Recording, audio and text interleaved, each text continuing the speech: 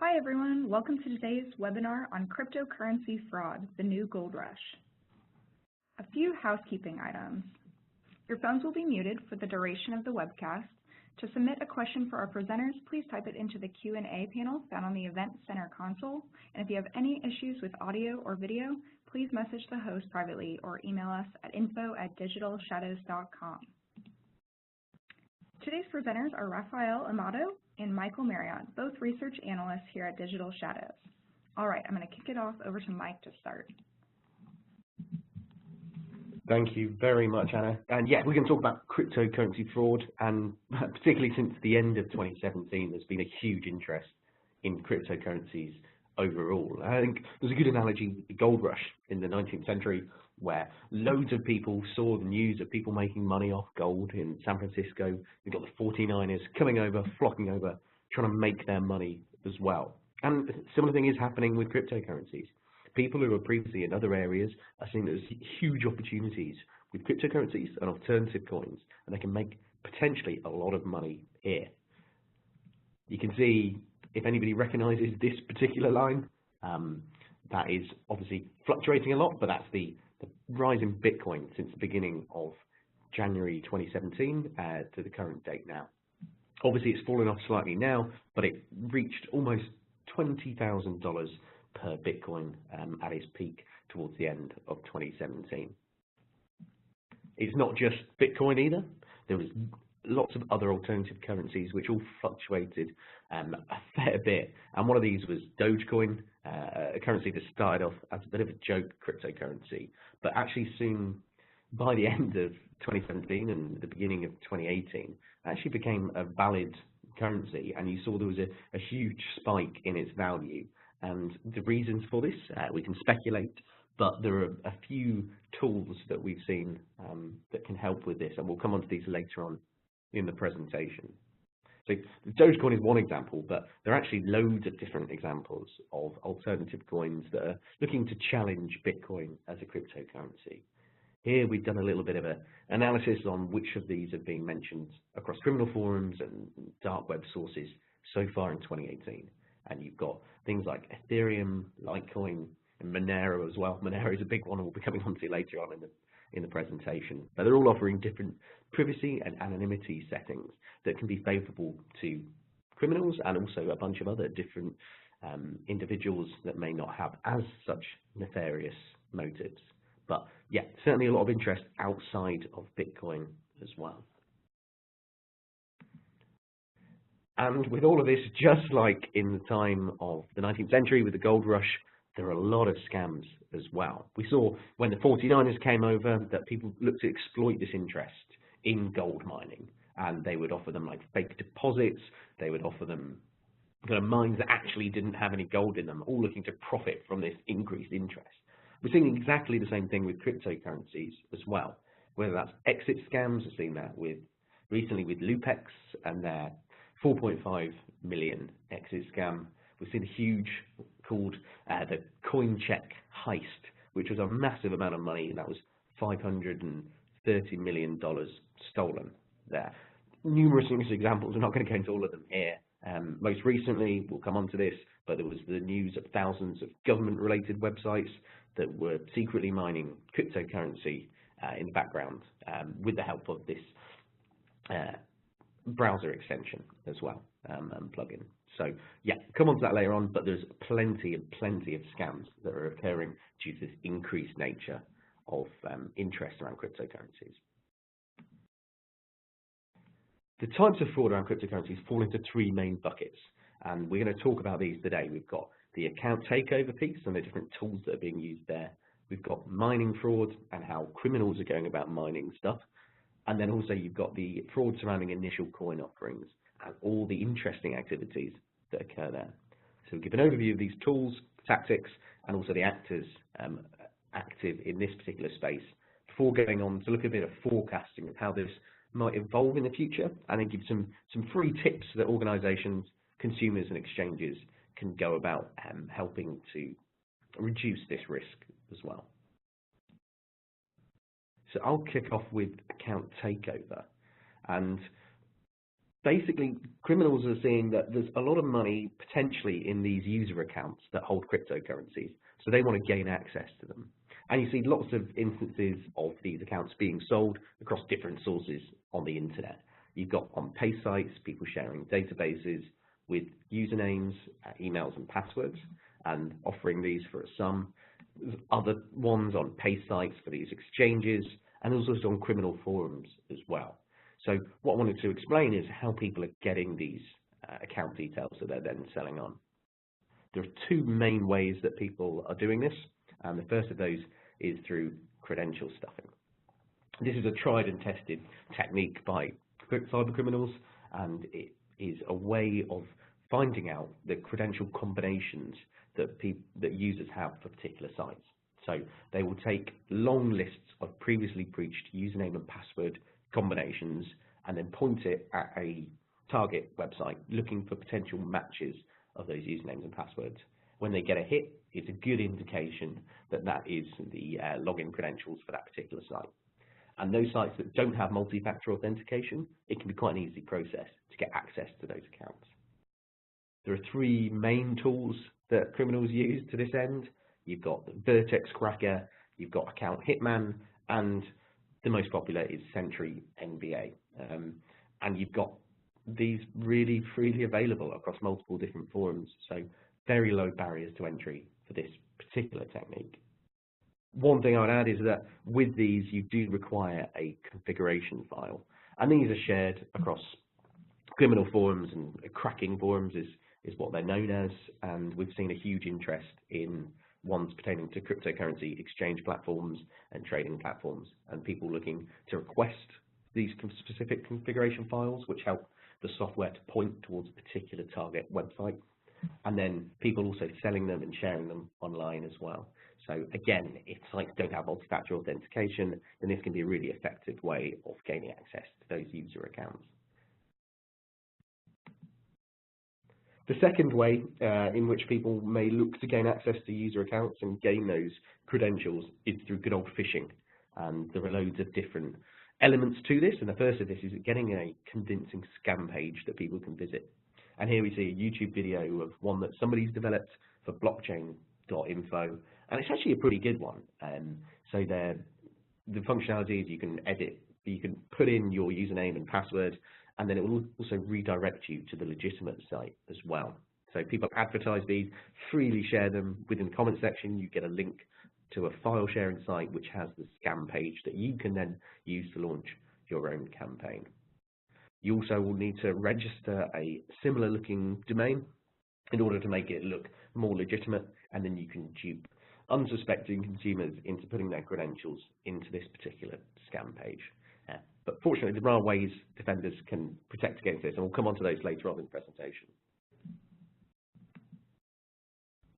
And I'll hand over to Raf. He's going to talk more about mining fraud. Thank you, Michael. So, crypto mining is perhaps the most topical of the three types of cryptocurrency fraud that we're covering in today's session. But what exactly is mining? So cryptocurrency transactions are recorded in a public ledger known as the blockchain, which is made up of a series of transactions called blocks. Mining is the process by which computers validate each of these transactions. And to do this, miners solve a computational problem, much like a mathematical puzzle, that contains the latest transaction data in it. Miners, or the operators of these mining machines, receive digital coins as a reward for solving these puzzles. So they receive bitcoins or alternative currencies in basically helping them because it contributes to the broader integrity of the blockchain. However, mining is an energy-intensive process, and as a result of that, many people have turned to co-opting other people's infrastructure, whether that's by searching for exposed credentials for services like Amazon Workspaces, or using Bitcoin botnets, or cryptojacking, which we'll get onto after this.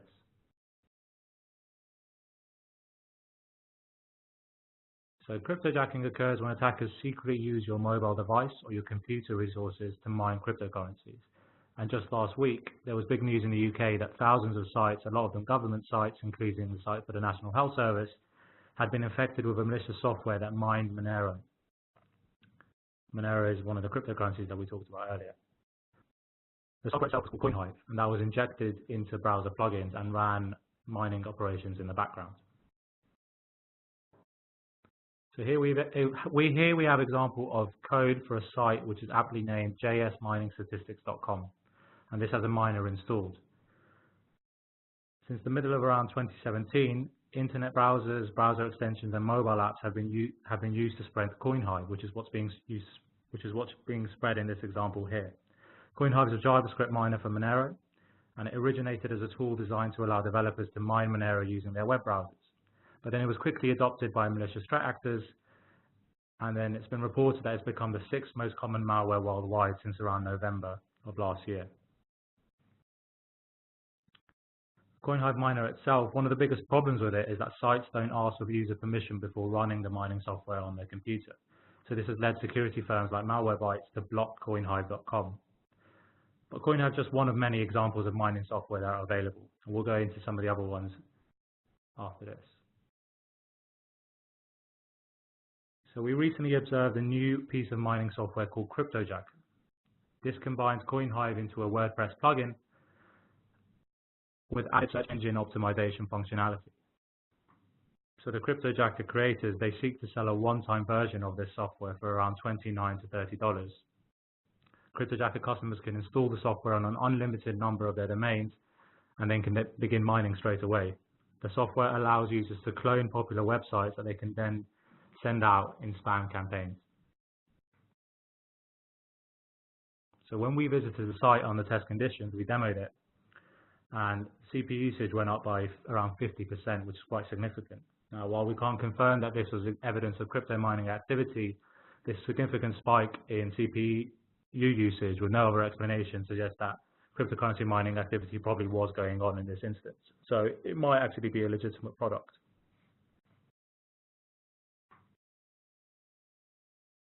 What's also interesting about the CryptoJacker example is it's about barriers to entry and lowering them by crypto criminals.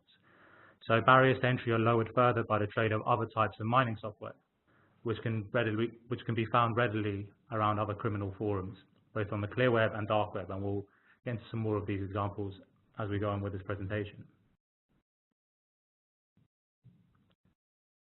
So the example we have here is for a miner called Silent Miner, which mines the Monero cryptocurrency.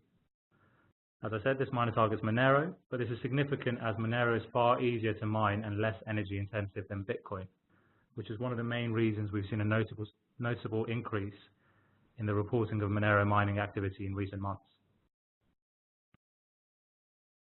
In 2014, cybercriminals began to stop using their networks to infect computers to create botnets to mine Bitcoins.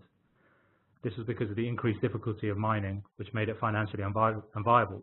But what we've seen recently is a resurgence of this activity, particularly for mining of cryptocurrencies like Monero, which, as I said, are a lot easier to mine. And we found the following advertisement for a Monero mining botnet on the dark web marketplace advertised for between $10 and $30 US.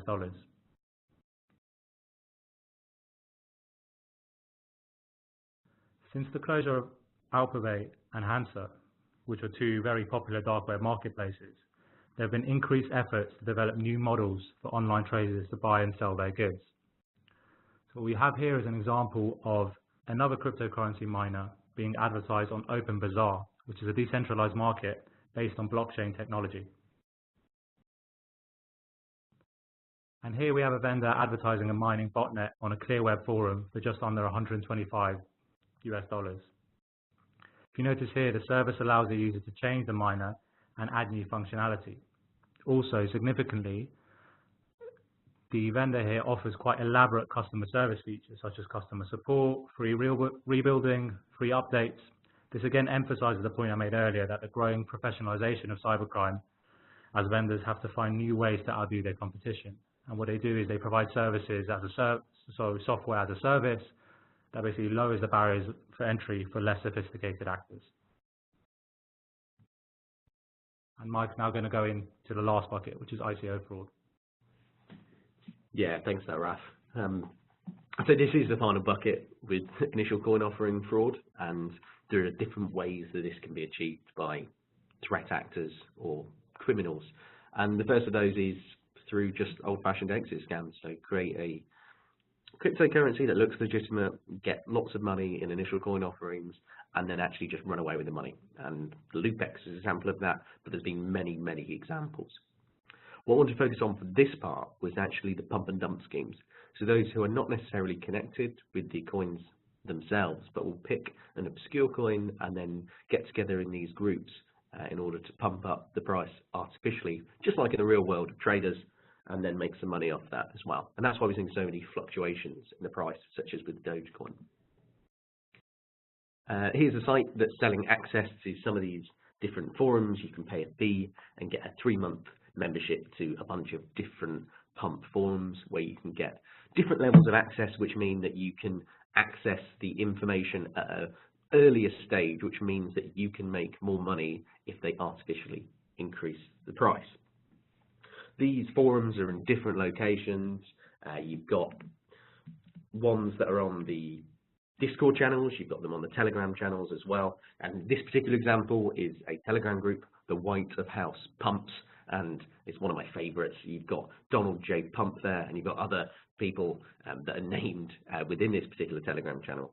But it works how most of them work. So you've got one bot or a couple of bots within the Discord channel that then will pick a cryptocurrency of choice, an alternative coin that maybe not that many people know about, or then artificially pump up the interest within this coin. People will then spread it on social media and then look to get other people, legitimate traders, interested in this particular altcoin and pump up the price. They then buy low and sell high, and that's generally the premise of most of these particular sites. You can also see on another one of these groups people outlining their process of how they go about this.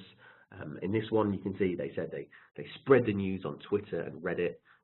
They share the coin name and the link, and then they'll spread that on these social media sites. They get 5,000 people online, and they hope to get this massive ball rolling, which increases the interest in this particular currency. And then they're licking their lips and seeing how long they can hold on before they then they sell it and hopefully make a profit from their perspective. And this is a really fascinating intersection with disinformation. And we did a paper on this before, and all the different ways in which actually disinformation can have an impact on businesses themselves. And there are a bunch of different tools that threat actors can use to artificially influence something online for their own purposes. And this is a great example of the use of social media in this case to do just that. And I'll hand back to Raf, who is going to talk about how this is set to change and the drivers that may emerge in the future. Thanks, Mike. So looking forward, this will be split up into 2 parts. So the first, we're going to look at some of the drivers behind this type of activity, and then we'll look at some mitigation measures or some things that you can do straight out the bat tomorrow for free. So one way of envisaging the future of cryptocurrencies is to employ what's known as the cone of plausibility. Now, this is a structured analytical technique that intelligence analysts use, and we use it quite often here at Digital Shadows to generate scenarios and help organizations plan for multiple eventualities.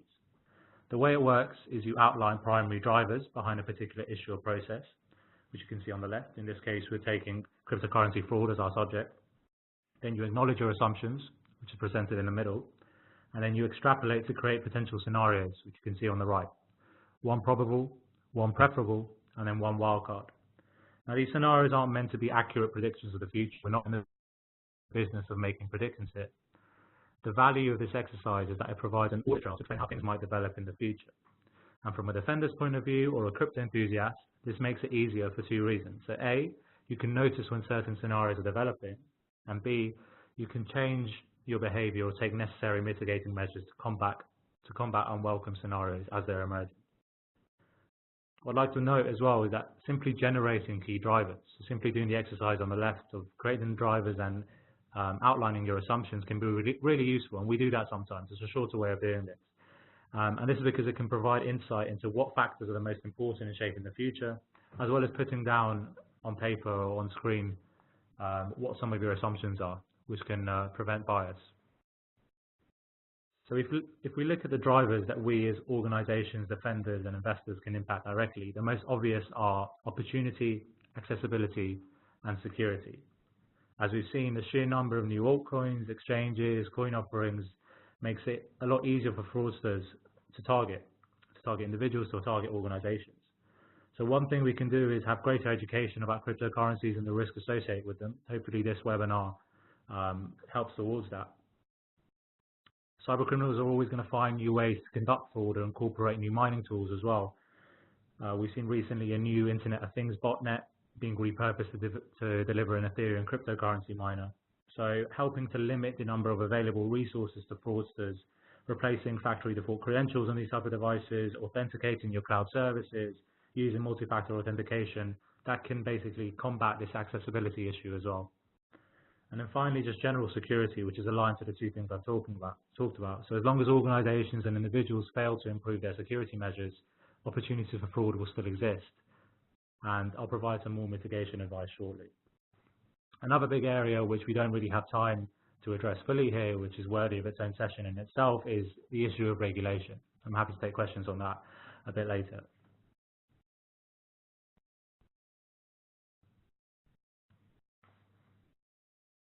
So regardless of the amount of regulation that comes into play, regardless of the amount of security measures that we employ, I think it's safe to assume that cryptocurrency fraud is going to continue. I mean, even with long-established regulatory and law enforcement measures, traditional currencies are still targeted by fraudsters. Security has really improved from where it was 30 years ago, but it's still happening. Nevertheless, there are some things that we can do straight out of the box. So here are some free things that you can do straight away, straight after the call tomorrow. So from an organizational point of view, you can authenticate your cloud services. I'm talking about Amazon Workspace or other similar cloud services, as these can be used for cryptojacking activity, as we talked about before. And Amazon are actually really good at providing guidance on how to do this. You can also monitor GitHub and other page sites for credentials to your services. The sites like Have I Been Pwned, which you can use to monitor common dump sites as well. You can blacklist C2 domains used by cryptocurrency botnets and mining tools. One thing that's pertinent to a lot of different areas of IT security is applying patches and mitigation to known vulnerabilities. So in December 2017, the Pi crypto miner began exploiting the vulnerability in JBoss. Then, a bit more recently, a Strut server exploit was used for Monero mining. And what's significant about both of these vulnerabilities is that they were both publicly known for some time, yet they were still being used effectively. And then finally, one thing that organizations can employ is a reputable ad blocker. And we've provided some examples there, but there are many more. Just do your research online. From a consumer point of view, a lot of these will be covered by the organization section that we just covered earlier. But if you're planning to invest, do your research. Be cautious before investing in new cryptocurrencies. But what does that mean? I mean, does the coin you're looking at have an active online community? Can you engage with their developers? Can you ask them questions? One thing we've seen a lot is a lot of new ICOs offer a lot of jargon and marketing speak on their website, but they don't really explain what's going on. And that should be a red flag for you. Likewise, if you get any unsolicited emails or unsolicited offers to invest in a new upcoming cryptocurrency that's going to revolutionize the world, again, I think you should be quite skeptical of those. So aside from that, you should monitor for personal credentials the same way an organization would. Again, I mentioned Have I Been Pwned. Enabling multi-factor authentication on sensitive sites, so especially those that handle your cryptocurrencies. So if you're using any wallets or exchanges, try and find ones that will enable you to use multi-factor authentication on 2FA. And then also looking for phishing sites. So there are phishing databases, scam sites, scam databases that you can use to find out if a site has been flagged as malicious or potentially suspicious. And then if you're an exchange, you can guard against credential stuffing tools like Sentry MBA and Account Hitman by using web application firewalls and other credential stuffing tool protection. You can monitor for username and password breaches. And then again, you can look for phishing sites. One thing we'd suggest is using DNS Twist, which is a Python script where you can find phishing sites and typist squats based on your domains. And then you can detect these before your customers lose out.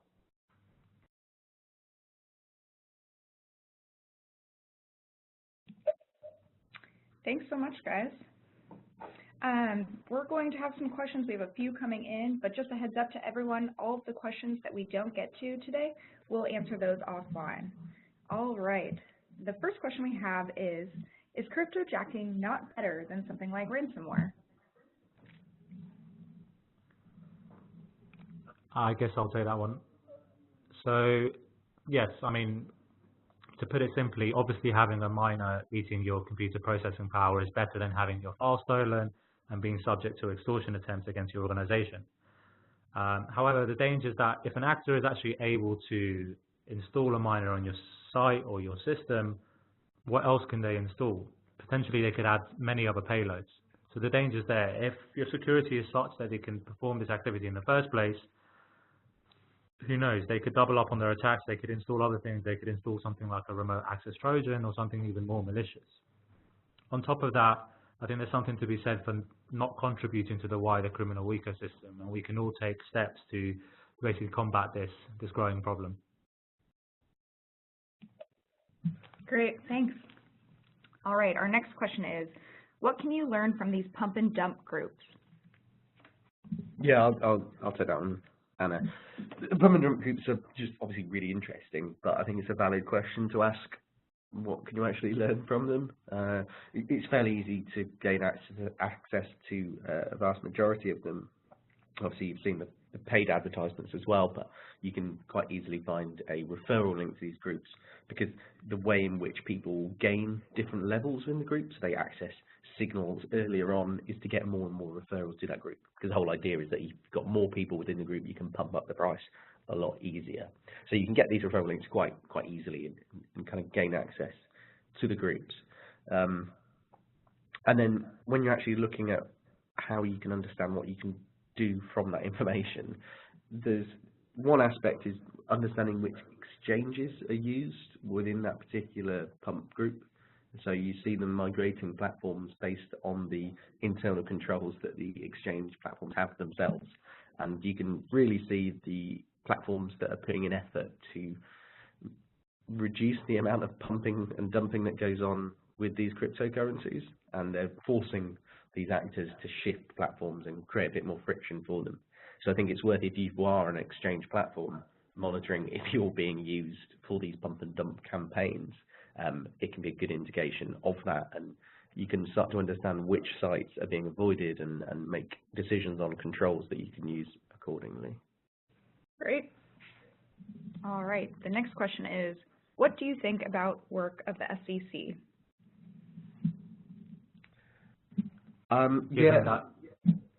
The SEC have clearly been putting a lot of interest and concentration in this particular area, and specifically on initial coin offering fraud and exit scams. In the US, they've been really active, and it's nearly like every week where there's a story about them taking down a particular site that they are judged to have been scamming customers. And I think if you go back to RAF's forecasting as well, and the drivers there, I think the regulation and law enforcement aspects are really significant. And if work by the SEC is then combined with kind of more international collaboration, then that can have a real impact and help to reduce cryptocurrency initial coin offering fraud overall. Yeah, so I'll echo that and add a few things. So I wouldn't advocate that law enforcement and regulation action will completely solve everything. It's not going to be a panacea. But what I would say is, in a regulated market, a lot of this type of fraud would be illegal and therefore precipitate law enforcement action. Now, that would be a deterrent to a lot of actors. Exchanges and ICO projects would be under more pressure to improve their security practices. They'd face tougher consequences if they were found to have facilitated a breach or a fraud. So all those things are quite positive. As Michael said, United States authorities have recently been quite active. They filed charges against a company called PlexCorp, for example, which were accused of defrauding investors through a scam ICO. But then on the other side, you've got quite uneven regulation around the world. So China and South Korea have chosen to ban ICOs completely. And I think as long as you have quite an uneven rollout of this type of regulation or law enforcement action as well, that's also going to create its own problems. And conversely to all this, it's not all positive. So stricter regulation could have a beneficial effect in reducing fraud, but it's also going to deter would-be investors and drive down the value of cryptocurrencies. You could argue that's a good thing, you could argue that's a bad thing. I think in terms of those spikes of activity and the volatility of of the cryptocurrencies that we saw in the initial slides, it's interesting to see a lot of that time, as soon as a big ICO and a big exchange went down, the price would plummet. It would recover, but it would plummet. So you could see why the volatility of the market is also very much tied to these sorts of issues. Great. Thanks, guys. All right, that's all the time we have for today. Thanks to everyone for attending today's session. A recording of the session and links to download the slides will be emailed to the address provided at registration. If you'd like to learn more about Digital Shadows, contact us at the email listed here or visit our website, www.digitalshadows.com. Thanks again, everyone. Have an awesome day.